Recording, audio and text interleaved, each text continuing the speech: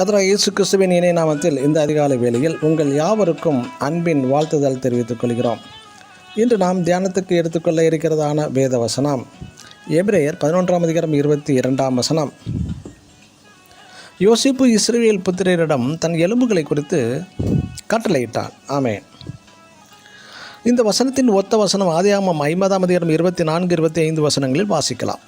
யோசேப்பு மரணம் அடையும் முன்பு தன் சகோதரர்களிடம் தன் எலும்புகளை கானானுக்குள் எடுத்து சென்று தன் முன்னோர்கள் பிதாக்கள், அதாவது ஆபிரகாம், ஈசாக்கு, சாராள், ரெபேக்காள், லேயாள் மற்றும் தன் தந்தை யாக்கோபையும் இந்த மக்பேலா குகையில் தான் அடக்கம் செய்யப்பட்டன.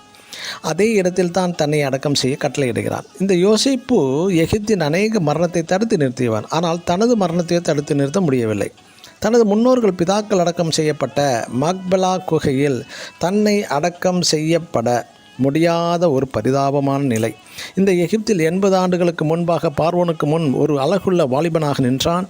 எகிப்தின் முழு அதிகாரமும் யோசேப்பினிடத்தில் இருந்தது. ஒரு மெய்ப்பன், ஒரு யூதன் தன் தந்தையாகிய யாக்கோபின் அடக்க ஆராதனைக்கு எகிப்தின் அதிபதிகள், அரச பரம்பரையினர், அதிகாரிகள், ரதங்கள், குதிரைகள், இப்படி மிகப்பெரிய பரிவாரங்களுடன் சுமார் 300 மைல் கடந்து வந்து மிகவும் கவனத்துடன் யாக்கோபை அடக்கம் செய்தவன் தான் இந்த யோசேப்பு. ஆனால் இன்று யோசேப்பின் மரணத்தை குறித்து எகிப்தியர் யாரும் கவலைப்படவே இல்லை.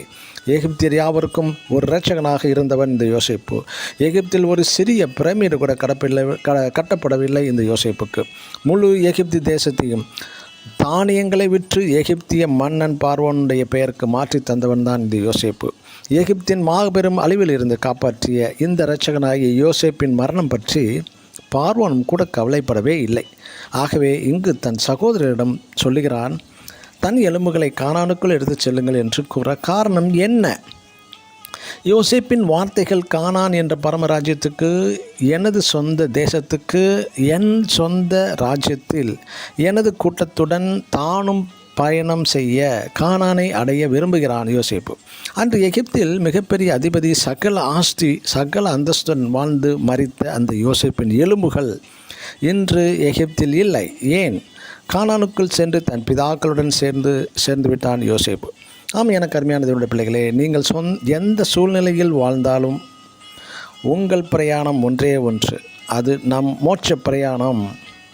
பரம கானானை சென்றடைய வேண்டும். ஆமேன். God bless you.